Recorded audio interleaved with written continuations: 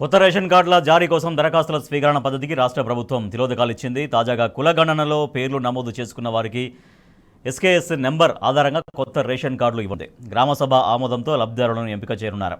కుటుంబ ఆదాయం పల్లెల్లో 1.5 లక్షలు, పట్టణాల్లో అయితే 2 లక్షలుగా నిబంధన విధించారు. జాబితా పరిశీలన, క్షేత్రస్థాయి విచారణ తదితర విధి విధానాలపైన సర్కారు మార్గదర్శకాలని విడుదల చేసింది.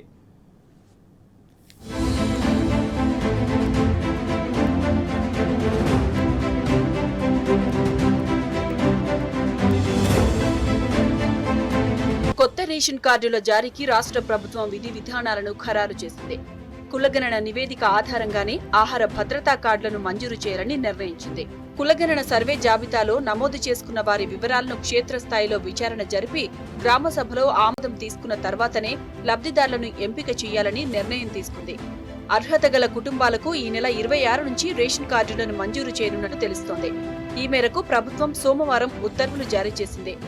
ఆహార భద్రత కార్డుల మంజూరుకు పాటించాల్సిన విధి విధానాలను ఖరారు చేస్తూ మార్గదర్శకాలు వెల్లడించింది.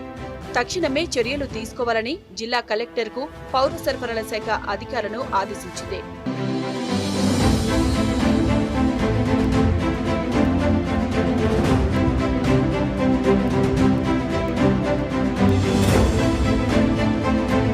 క్షేత్రస్థాయి పరిశీలన కోసం రేషన్ కార్డులు లేని కుటుంబాల జాబితాను కలెక్టర్కు, జీహెచ్ఎంసీ కమిషనర్కు పంపిస్తారు. మండల స్థాయిలో ఎంపీడీఓ, పట్టణాల్లో మున్సిపల్ కమిషనర్, జిల్లా స్థాయిలో రెవెన్యూ అదనపు కలెక్టర్, జిల్లా సివిల్ సప్లై అధికారి ఈ ప్రక్రియను పర్యవేక్షించనున్నారు. క్షేత్రస్థాయి పరిశీలన తర్వాత ముసాయిదా జాబితాను రూపొందిస్తారు.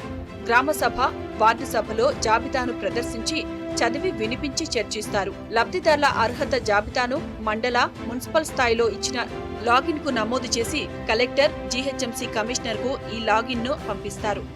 వీళ్లు ఈ జాబితాను పరిశీలించి సంతృప్తి చెందిన తర్వాత మళ్లీ సివిల్ సప్లై కమిషనర్ కు పంపిస్తారు.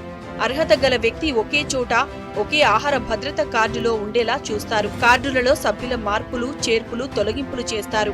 ఆ తతంగమంతా పూర్తయిన తర్వాతే సివిల్ సప్లై కమిషనర్ కొత్త రేషన్ కార్డులను జారీ చేస్తారు.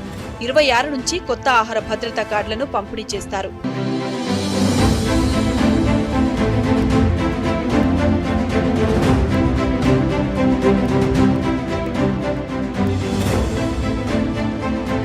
గ్రామీణ ప్రాంతాల్లోని లబ్ధిదారుల వార్షిక ఆదాయాన్ని 1.5 లక్షలు, పట్టణాల్లో అయితే 2 లక్షలకు మించిన వారు కొత్త రేషన్ కార్డులకు అర్హులు.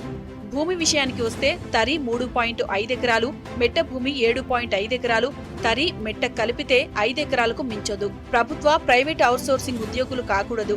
ప్రభుత్వ పెన్షన్ తీసుకునేవారు కూడా అనర్హులే. అటు 4 చక్రాల వాహనాలు, పెద్ద పెద్ద వ్యాపారాలు ఉన్నా రేషన్ కార్డు ఇవ్వరు.